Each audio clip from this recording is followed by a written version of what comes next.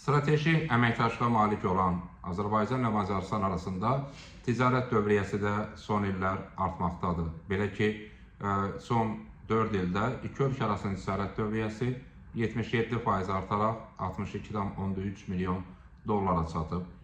Ticarət dövriyyəsində həm enerji, həm də qeyri-enerji məhsullar üzrə əməkdaşlıq qeydə alınıb. Eyni zamanda təbii ki, Azərbaycanın Macarıstan idxalında da artımlar müşahidə olunmaqdadır. Və bütövlükdə iqtisadi əlaqələrin genişlənməsi bir tərəfdən enerji əməkdaşlığının dərinləşməsinə, xüsusən də Azərbaycanın Mərkəzi Şərqi Avropa ölkələrinə daha çox mavi qaz nəql etməsinə və bu əməkdaşlığın daha da dərinləşməsinə imkan yaradır. Hazırda Azərbaycan 12 ölkəyə mavi qaz nəql edir. Onlardan 10-u məhz Avropa ölkəsidir.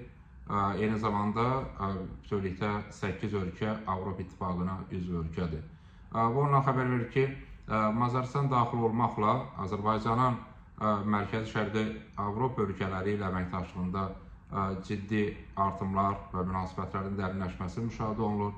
Azərbaycan Macarıstanla həm də yaşıl enerji sahəsində əməkdaşlığı gücləndirmək niyyətindədir. Nəzərə alsaq ki, Azərbaycan, Gürcüstan yaşıl enerjisi, yəni alternativ mənbədən hasil edilən enerji Qara Dəniz üzərindən Avropa bazarına çıxarılacaq. Bu demək ki, Macarıstan, Rumıniya artıq yaxın illərdə Azərbaycanın yaşıl enerjisini istehlak edə biləcəklər. Bu isə təbii ki, enerji əməkdaşlığında yeni bir səhifədir. Bütövlükdə Azərbaycan Prezidentinin Macarıstan işgüzar səfəri iki ölkə arasında münasibətlərin daha da dərinləşməsinə imkan yaradacaq. Bu ölkələr arasında strateji əməkdaşlığın gücləndirməsində yeni bir səhifədir. Azərbaycan Macarıstanla strateji əməkdaşlığı növbəti dövrlərdə də daha da möhkəmləndirmək və dərinləşdirmək niyyətindədir.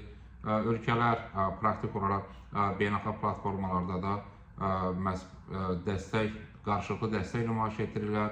Bu da ona xəbər verir ki, strateji münasibətlərimiz yalnız iqtisadi əməkdaşlığı əhatə etmir, bütövlükdə fərqli kifayət qədər çoxsaylı, çox vektorlu istiqamətlərdə strateji münasibətlər qurulmuşdur.